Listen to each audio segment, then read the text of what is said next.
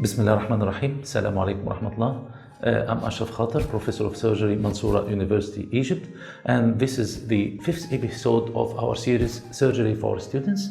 Today we will speak about the local examination of a case of lump, and starting with this very important notice that the lump is not a single entity, but the lump is a part of triad.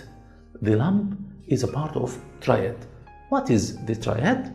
The lump itself, I must comment on the lump itself and the draining lymph node of this lump. For example, if the lump is in the leg, I must comment on the inguinal lymph node, for example. So the lump itself, number 2, to comment on the draining lymph nodes, and number 3, to comment on the distal effect of the lump. Distal effect of the lump. And the distal effect may be nerve paralysis, for example, if the lump compresses a nerve, maybe arterial ischemia if compresses an artery, maybe edema if compress vein or lymphatics, and so on, so on, so on. And this photo show a nerve paralysis due to infiltration of the nerve by a lump, nerve paralysis and foot drop. And the other photo shows inguinal lymph node enlargement because of melanoma of the soul causing inguinal lymph node metastasis. So again, the lump is a part of triad, the lump itself, the draining lymph node, and the distal effect. We must comment on these entities through number 1, inspection, number 2, palpation, number 3, percussion, number 4, auscultation, and the 5th is bedside tests. For example, by torch examination, by surgeon ultrasound, and so on, so on. Starting by the inspection, number 1, is the mass is single or multiple? About the number, is it single or multiple? And we discussed the multiple swellings, for example, multiple neurofibromatosis, multiple lipomatosis, and multiple generalized or localized lymphadenopathy. Number 2, about the site. Number 3, the size. Number 4, the shape and symmetry. Number 5, the surface of the swelling. Number 6, the skin over. Knots, all are by the word S. All starts by S. Site, size, shape, surface, skin over, and lastly we will comment about the color and the edge of the mass. About the site, for example, knots here, we can say differential diagnosis of swelling in the submandibular region. Knots, swelling in the parotid region for differential diagnosis.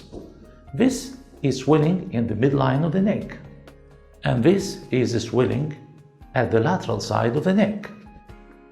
And lastly, this is a differential diagnosis of swelling in the femoral region for differential diagnosis by history and examination and bedside tests, as we mentioned before, and lastly by investigation, as we will say later on.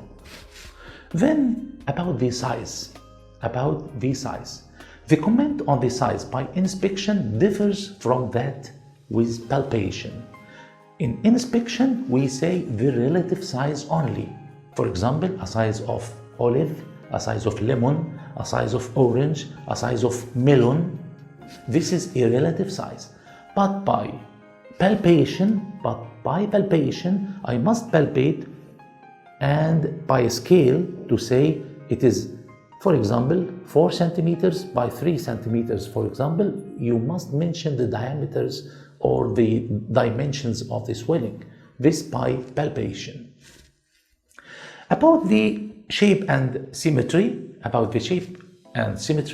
the swelling may be irregular or asymmetric mass or irregular mass, or it may take a characteristic shape. For example, rounded, oval, hemispherical, lobulated, and so on. And this photo for a post-auricular post-auricular hemispherical swelling. Actually, it was a dermoid cyst. It is subcutaneous hemispherical post-auricular cystic swelling. About the surface of the swelling. The surface appears by inspection and may be palpated also by our hand. And we can comment by inspection. For example, this photo shows a smooth surface, swelling with smooth surface. It was a colloid goiter. With a smooth surface. Or the surface may be lobulated. And this is a peculiar or characteristic features of lipoma, lobulated surface. Or the surface may be nodular surface. I can count the nodules. The nodularity differs from irregular I cannot count, but nodular I can count the nodules. This is a typical case of nodular goiter. And lastly, the swelling may be warty or cauliflower in shape, and this is peculiar for the epithelioma or the squamous cell carcinoma. Then about the skin over, commenting about the skin over, for example, for redness. This means underlying inflammation. Maybe pointing, meaning underlying abscess. Maybe a scar of previous operation, for example, here, abdominal operation or thyroid operation, or maybe scar of biopsy. May show a sinus. For example, this is a typical example of pilonidal sinus, which is called in Arabic الناسور العصعوصي في منطقة العصعوص. For example, we may say dimpling. Dimpling in Arabic means نغزة، يعني حاجة داخلة لجوه، نغزة لجوه. Dimpling is characteristic in breast cancer for infiltration of the Cooper's ligament. Cooper's ligament inside the breast causes dimpling, like as we see in this photo. It is a sign of skin attachment to the fibrous ligaments of the breast. Sometimes the skin shows edema, and the first example of edema is peau d'orange. Peau d'orange means the peel of an orange. Peau d'orange is characteristic of skin edema with lymphatic infiltration. Peau d'orange in breast cancer. Or we may observe lower limb edema in a case of varicose vein. Varicose vein may produce lower limb edema, as we see. Or we may see some characters of skin changes in a case of varicose vein, for example, like telangiectasia of the skin, or spider varicosity, or pigmentation of the skin, or varicose ulcer, and we will discuss this later on. Then we comment about the color, and there is swellings with a characteristic color. Of course, the hemangioma is one of them, or the melanoma, for example. Lastly, by inspection, we can comment on the edge. Is it well-defined edge or ill-defined edge?